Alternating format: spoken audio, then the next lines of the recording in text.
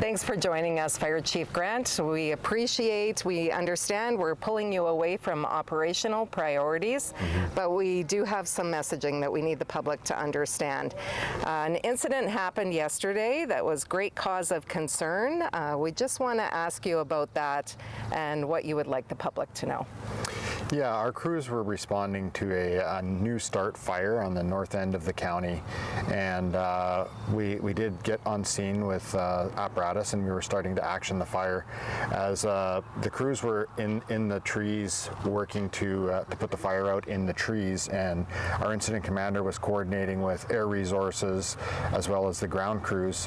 A citizen in their own personal piece of equipment, a dozer I believe, came through the tree line opposite where the firefighters were working, unbeknownst to the firefighters, and almost hit the firefighters with the piece of equipment as well as the trees that were falling from the piece of equipment moving through the tree line. Our firefighters had to run to get out of the way, and it created quite a hazardous situation for the firefighters. And the resident was trying to help, and but it actually made things worse because it just pushed all of the fuel on top of the fire we were trying to put out.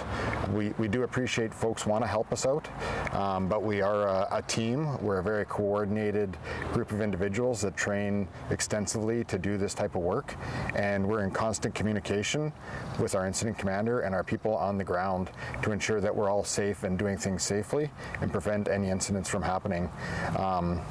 If it was a little bit large of an incident, we were coordinating with air resources, air tankers, and other helicopters.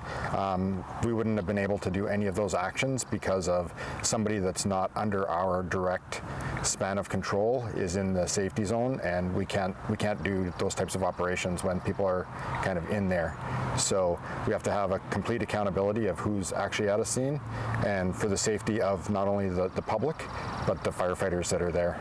Public does want to help. Thank you so much. That clearly explains again why we keep asking the public just to stay out of that area. What can the public do to help? Yeah, and I know we've set up some communication points where people with resources can contact the county or GPREP for resources that may be required to battle this fire or any future fire starts. But really, we're looking for people to help all the time, and it's becoming a rural responder or essentially a volunteer firefighter with our service, and receiving the training and being able to come in and help year round is a huge thing for us. I know volunteerism across North America is down, and coming in, being part of the service, getting the training, and being properly equipped, ready, and being part of the team to respond to these events would be a huge asset. Absolutely. Anything else you want to add?